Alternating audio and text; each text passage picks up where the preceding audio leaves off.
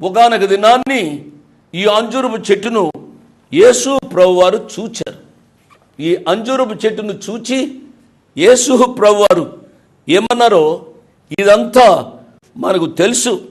లూకాసు వార్త 19వ అధ్యాయము 6వ వచనం నుంచి ఒక ఉపమానాన్ని ప్రభువారు చెప్పారు.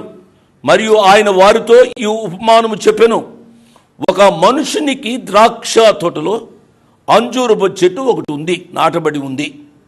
అతడు దాని పండ్లు వెదక వచ్చినప్పుడు ఏమీ దొరకలేదు కనుక అతడు ఇదిగో 3 ఏండ్ల నుండి నేను ఈ అంజూరపు చెట్టున పండ్లు వెదుక వచ్చుచున్నాను.